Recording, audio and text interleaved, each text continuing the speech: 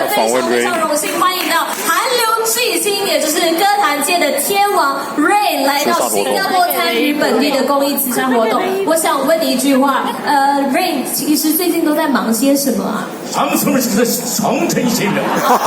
他城里面那个，他刚刚就说了，其实我在澳大利亚的时候读过韩语啊。他刚刚说的就是最近婚后生活非常的幸福美满，然后他身为一个女儿控，看到女儿就开心，所以这时候来到新加坡，他还是很想念自己的老婆还有女儿的，是不是这样啊？你是不是在乱翻译？他说完全就是这样。用日本话来骂你。对，刚刚没有听错，其实 Rain 最近有在学中文，可是我在想，他应该没有学到很好的中文。主持人有问题想问一下 Rain 哦。是，等一下，请发问。请问当了这个爸爸之后，你的6块腹肌还有胸肌还有保留住吗？有没有去健身房练习？可以让我们看一下吗？让我们有画面好不好？不好意思。他的意思就是，如果你可以的话，可以秀一下你的腹肌吗？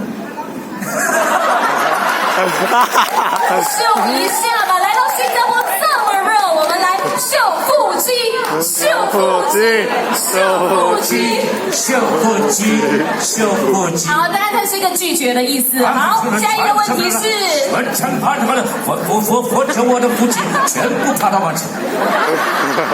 他的意思是说，他结婚过后非常幸福美满，所以腹肌已经不再重要了，重要的是家人、老婆以及陪伴。好，主持人问问题要问，我问题要问。那这个秀腹肌我们今天看不到了哈，可是感觉上他好像有点驼背啊，是怎么一回事啊？什么事啊？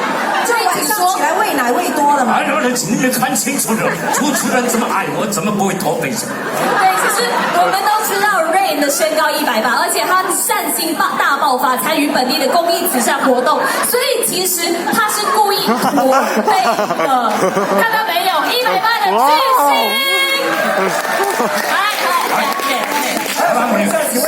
最近代言雨伞是不是？你干嘛带这个雨伞上台哈？而且又不开，是要跟我们介绍一下你的雨伞吗？他们这的新加坡人很笨的人，我的名字叫 Rain 出门一定要带雨伞。对，我们知道我们的韩流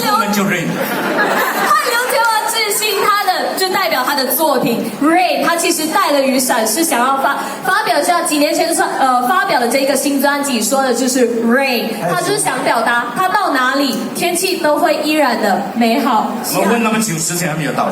是的，我们 Rain 其实也是很急着想要参与本地的公益慈善活动。我们非常感谢你的到来，请问你向我们的新加坡说一句好话。新加坡，大家好。谢谢。我爱你们。감사합니다。谢谢 Rain，谢谢心灵，谢谢。